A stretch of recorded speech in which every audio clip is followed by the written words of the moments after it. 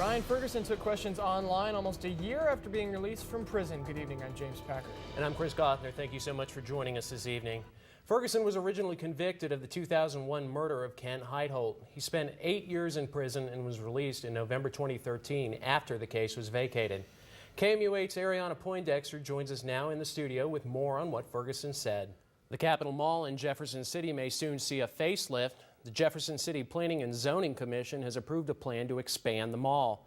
The project adds more than 53,000 square feet. That's nearly the size of a football field. The entrance would also get a new look. It will be given a more modern and inviting feel. Expansions include 4 new buildings in addition to the existing buildings and the movie theater.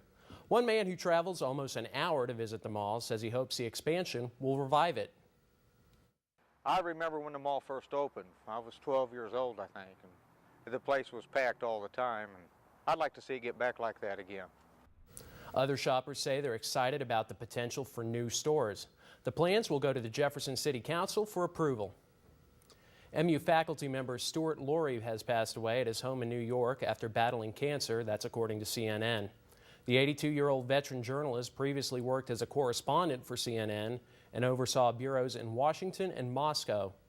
He was later named a vice president at Turner Broadcasting. He's survived by his wife and 3 children. KOMU 8's interactive director Annie Hammock had the opportunity to work with Laurie at CNN.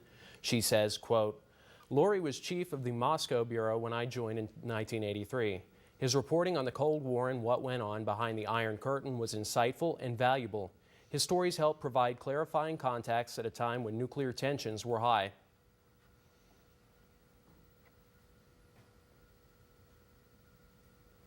Well, if 2014 was the hottest year on record, then 2015 must not be too far behind, given how hot it felt out there today, how warm rather.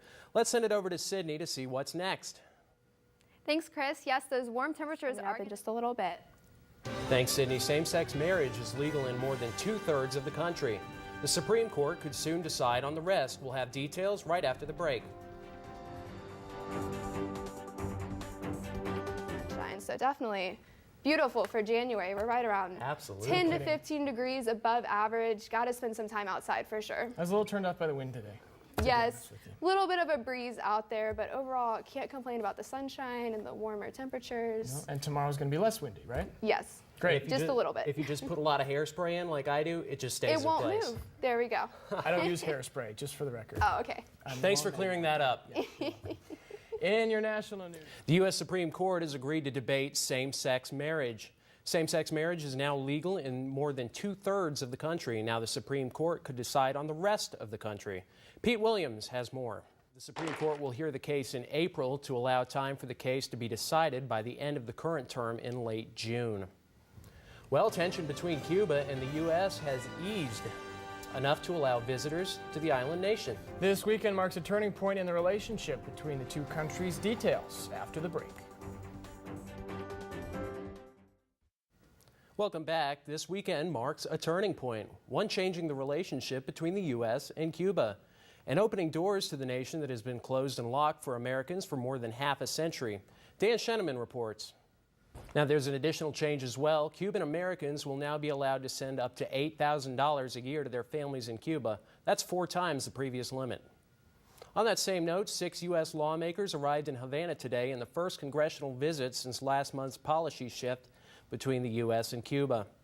The group is made up of 6 Democrats from 6 different states. They are expected to meet with the Cuban government officials, other ambassadors to Cuba, and Roman Catholic Cardinal Jaime Ortega. Legislative spokespeople say the group will discuss the process of ensuring a future constructive relationship. The group is expected to return to the U.S. on Monday. Train service through the Channel Tunnel between Britain and France was suspended today when a fire broke out on a truck.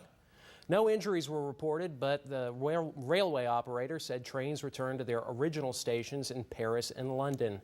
A tunnel operator said a carbon dioxide alarm went off just before midday. Officials are still investigating the cause of the fire. Travelers were forced to rebook their trips or get refunds.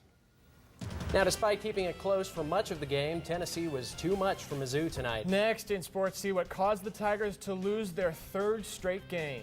Sports. Eric, thank you very much. Football fever may be over in Missouri, but in other states, it's playoff time. After the break, see what item has people in Wisconsin feeling, wait for it, a bit cheesy. For a high right around 53 degrees, and those warmer temperatures are going to stick around into Monday also. It's going to be nice tomorrow. Good night, See you at everybody. 10 on Channel 8.